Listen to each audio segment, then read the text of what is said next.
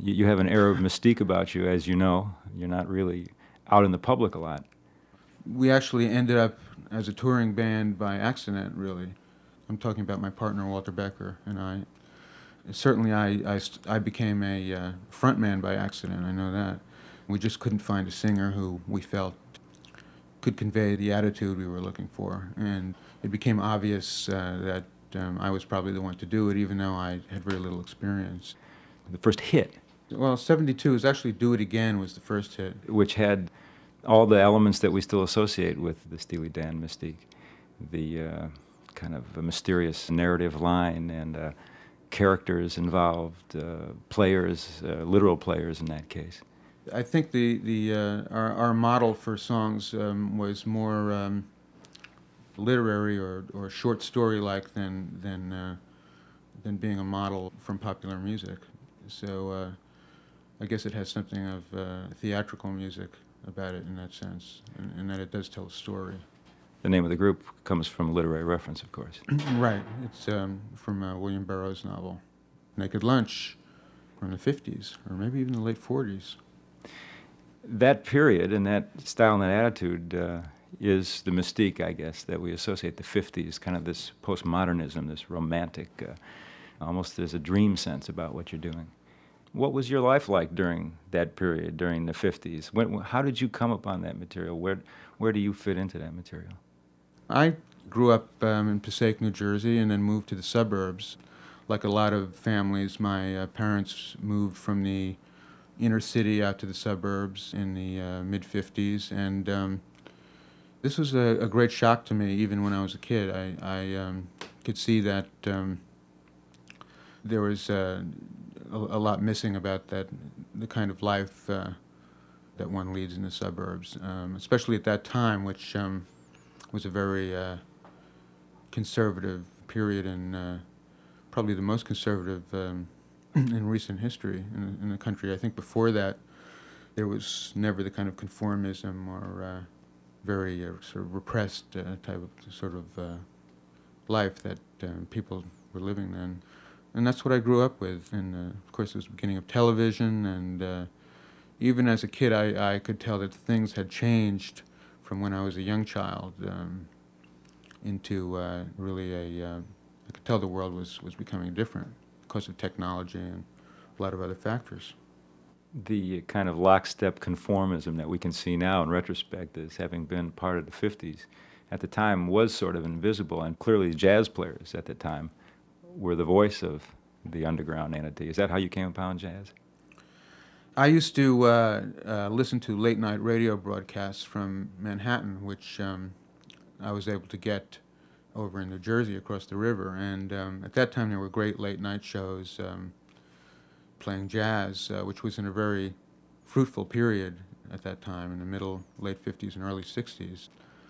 Mort Figa, Symphony Sid was still on then, and there was a few other shows that you could hear in the evening or late at night. And when I first heard these shows, when I was about 10, 11 years old, I immediately could see that there was something about jazz that I saw as, well, first of all, I liked the music, but I think I also saw it as a cultural alternative, and there was something authentic about it, which I detected even at that age, and you know, I still love it. It's I think it holds up perfectly, and it's the records that were coming out day by day at that time are now classics, so I think that proves it, really. A record, Donald, that clearly you knew very well when it came out. It's the Oliver Nelson record, Blues and the Abstract Truth. Great record. Clearly a record like that had an impact on you, not only as a fan, but a budding musician and a composer.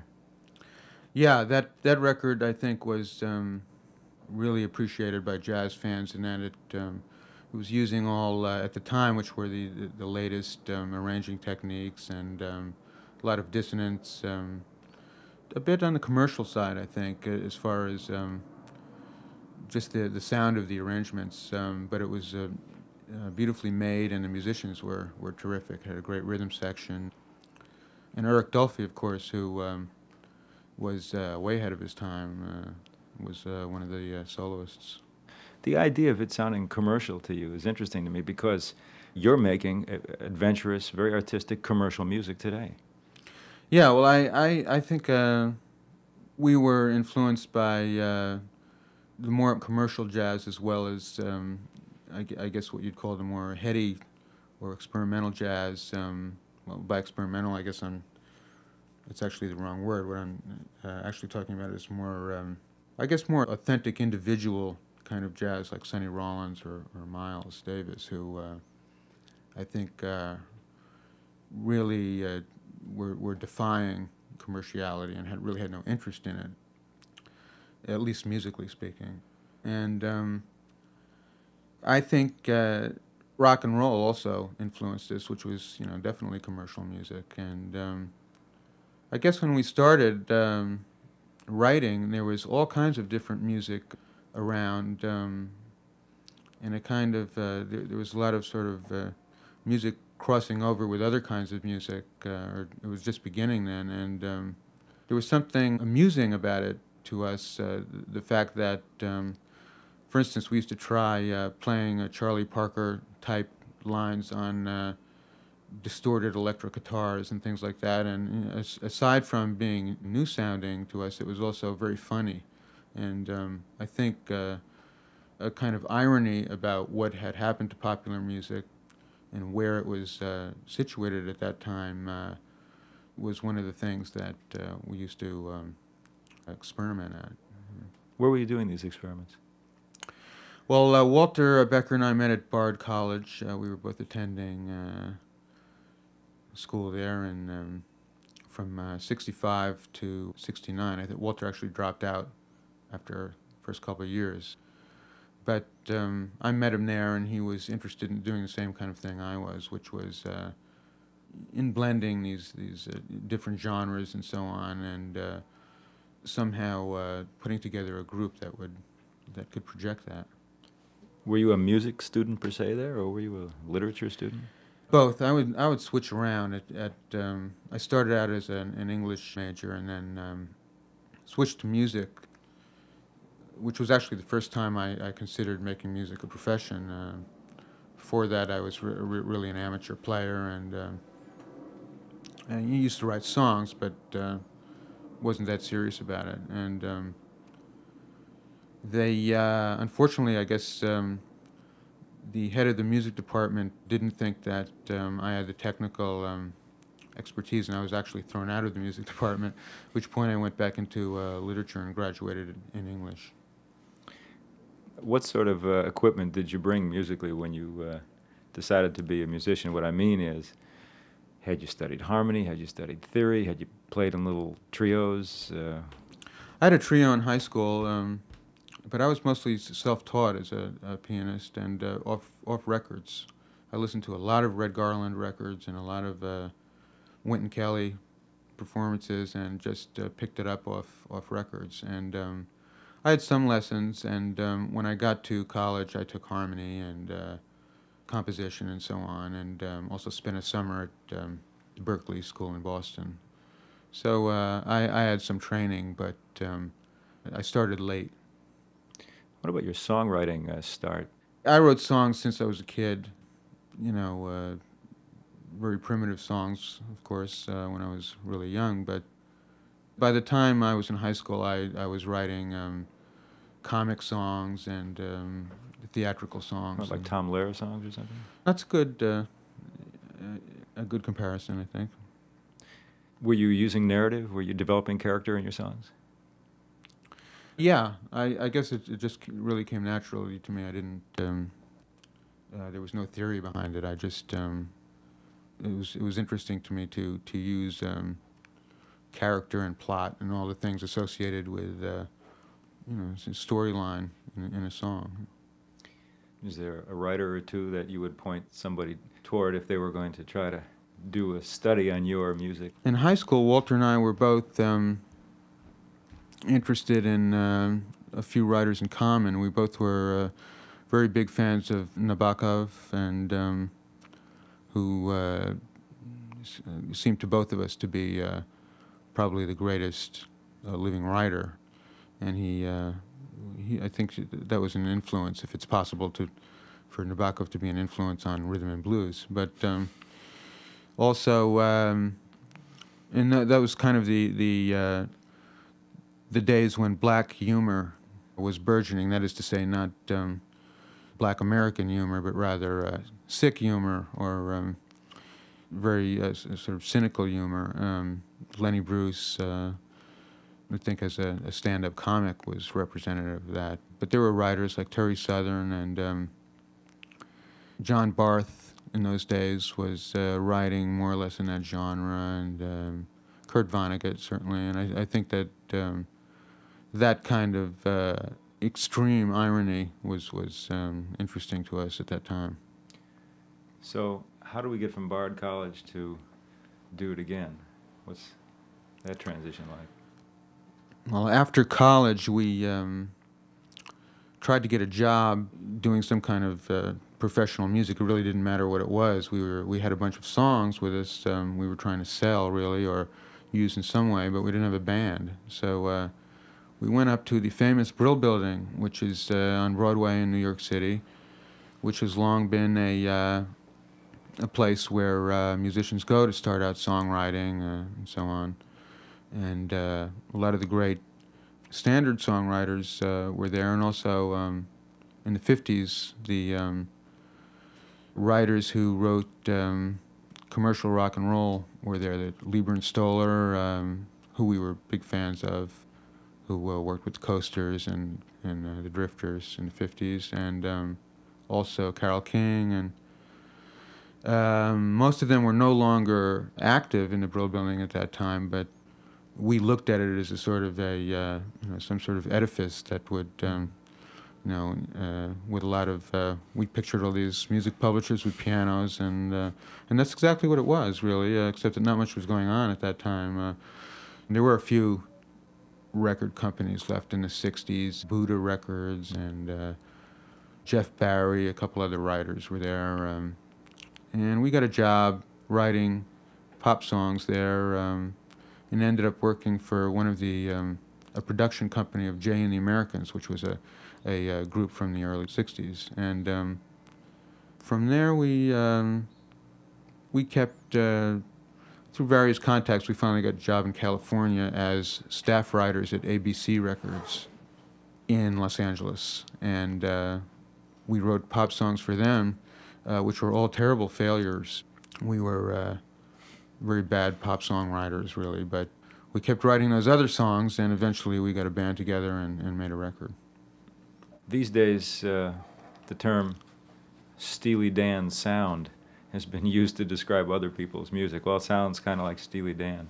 Mm-hmm. How would you describe the Steely Dan sound?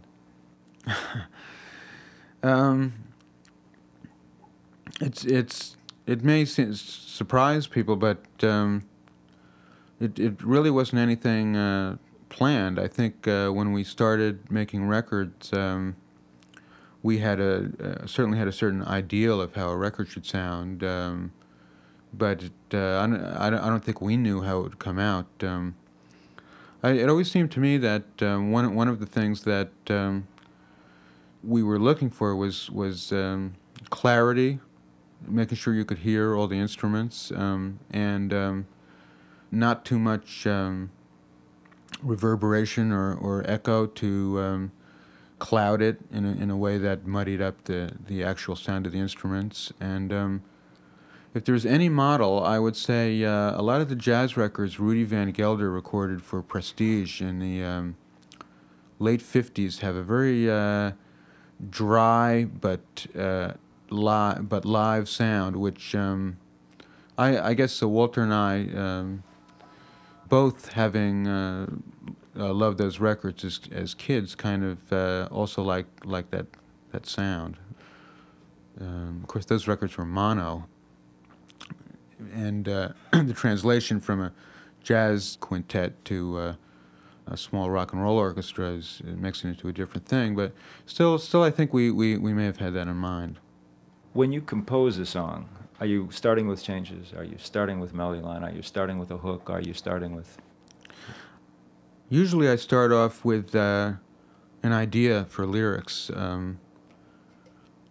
then I'll sit down at the piano, and some music will come to me which goes with it or goes against it, or just something that somehow will enhance the lyric. Then I'll usually go ahead with the music and write that, and then fill in the rest of the lyrics afterwards. I still write on the piano because originally I think to some extent I'm still scared of the technology kind of beating me, and I want to use the technology and not really be. I'm scared of being controlled by it, and I figure if I start writing with the machines, then it'll start to sound like everyone else's records. So I try to get a good musical foundation on the piano first, and then I'll go over to the machines and basically use it as an orchestrating tool. How Steely Dan records is kind of this mysterious process. How did the glamour profession come about? Well, I think we use a different method for every song depending on what works best. We don't have any separate, any general theory of recording. That one, I think we started with a drum track. That is to say, we laid down a drum track, and I can't remember who at the time. I guess it was Steve Gadd. He's on the final version, in any case. And we then started adding layers on top of that. I think some parts may have been sequenced. That is to say, they were done with computers. Although when we work with computers, I think unlike a lot of other people, we try to make them sound as unmechanical as possible, which takes a lot of time. It turns out if you want something to sound human, it takes a lot of very sophisticated programming and trial and error and so on. And so we did that, and then eventually we have some kind of track, and then get some players to come in and play over it, just like you would at a normal session. How much of it is in your head going in? I mean, what do you go in with? When we started, we went in with some kind of chord chart, and basically depended on the musicians to add parts, and we discussed certain things with them and so on. But as we went on, our charts became more detailed, and when we on my solo record, for instance, was really completely charted and had most of the details were written in. The song in question is "The Glamour Profession" from the album Gaucho. What's that song about? That song is about a cocaine dealer who finds himself getting some kind of power by selling drugs to celebrities and hanging around with them, being in their scene. And I think in the first verse, there's a basketball player meets him in the parking lot, and he gives him some, and then there's some various other decadent, moneyed people that he deals with. And I think it's the idea of it is the kind of power that I think someone like that feels. It's sort of the only way that someone on that social level, in a way, can have power, is by being associated with power. And that's basically what the song is about. It's about power. It's about power, yeah. The idea of a hit song being written about power, it's an exception. Your music is exceptional in terms of what's going on out there. Well, I think there was a lot more freedom on the radio when we started. There was room for a lot of different kinds of music, and there isn't now, but I think we were lucky in that there's a certain carryover, and I think the program directors and the DJs have been really good about that, actually, in realizing that we were trying to do something a little different, and yet still playing the stuff on the radio. I will say that Century's End, which is a song I wrote for in conjunction with the Bright Lights, Big City soundtrack, did not go on top 40 radio. Not so much because the song wasn't liked, but they just said that today's playlist on top 40 was so constricted, or rather, just so narrow that it just didn't fit into the format anymore. So that I think maybe the freedom that we had in the past is not there anymore to some extent. It might be careless rapture, love in the city at Century's End. Did you try to respond specifically to the story that Bright Lights Big City told? For a while, I had an idea of writing a song that would compare the end of the century in Europe, that is a kind of fin de siècle sensibility of, say, in Paris or Vienna in the end of the 19th century with the present end of the century. And when this movie came along and they needed a song, I could see how it kind of paralleled the story anyway of Bright Lights Big City. And so I made up my own characters and wrote the song with the late Timothy Mayer, the lyrics, which I like the lyrics. I think they came out really well and do present a kind of a nice picture of urban life as it exists in 1989. A sense of hurtling toward the future, accelerating toward the future. Yeah. Well, I guess I've written other songs like that have that. I think IGY from The Nightfly has a bit of that, and some of the other songs on The Nightfly as well. Brings up the song The New Frontier. Right, that's one too. The New Frontier, though, when it treats the subject, has that kind of romantic fog about it. I mean, of course, it's written from the 50s point of view. It's a dream vision. It's almost just a step ahead of the Flash Gordon vision of the future in a way. We're having a summer smoker underground in a bomb shelter, you know. I mean, just the kind of romantic adaptation of something that might be terrifying. Well, I think The Nightfly's, more or less autobiographical, sort of presenting my childhood, growing up in the late 50s and early 60s, and of course the fallout shelter was a big item then, and I like the idea of this is actually based on a true story that I heard about of some kids their parents go away for the weekend, and they use the fallout shelter to have a party. It was a perfect party room. It had plenty of stale Twinkies and so on in it, and all the food that you might need, and a lot of beer. And I like the idea of fallout shelter used for something connected with life rather than something connected with destruction. Of course, the fallout shelters probably would have been useless in the case of Oblivion anyway, so at least you could have a party. Yeah, why not party? Why not? The New Frontier from the Nightfly album. The Nightfly album suddenly brought Donald Fagen into focus as opposed to Steely Dan into focus. If I could pin down a distinction that I hear between the Nightfly album and the Gaucho album, the album as a whole has a bit more of an intense jazz aesthetic about it. The song Maxine, for example, sounds like a jazz standard. Well, I'd heard that Mel Torme's been doing that song in his act, so maybe it will become part of the jazz lexicon. Yeah. That particular album, because it was about the era of the late 50s and early 60s, I tried to use forms that from that time, and I think that's part of the reason there may have been more jazz harmony and so on. It's just the kind of music I associate with that time.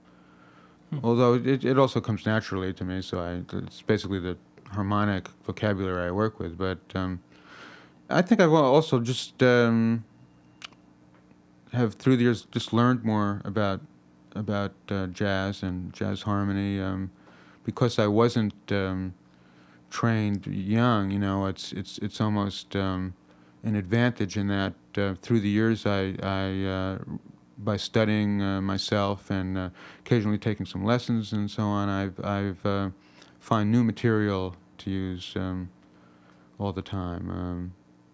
As far as the lyrics, I think they're mostly the main difference is they're more personal, more subjective, perhaps, because I was writing about myself, really.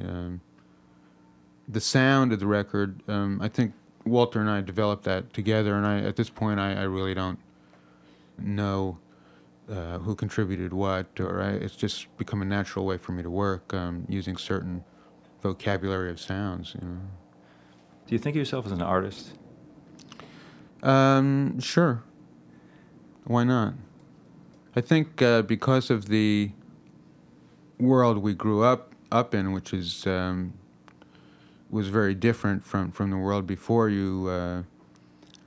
Since American life is based on lack of tradition and inventing yourself and all that, I think you really don't have any models to go by, and you can read certain things and listen to certain music, but in the context of the times, I think that you really end up just making up your own kind of art and not going by previous models, and I think that that's part of the energy of popular art. As opposed to the art that's in the museums, you're having to do your art in the context of we'll get on the radio. Right. It's the commercial music and film music, television music. This is what I grew up with. Aside from jazz. You can. I wrote an article, I guess, a year ago about Henry Mancini. I occasionally do a column for Premiere magazine, which is a film magazine, and I guess at that time I was thinking how much I derived from Henry Mancini's music, which generally isn't thought of as any kind of art music, or it's basically functional music and designed to ornament or enhance TV shows and films and so on. But he was very original in his way, and there's a lot of crossover from jazz. He used a lot of very good jazz musicians on the West Coast, and there's both something amusing about it to me, and also very touching about it. And I think at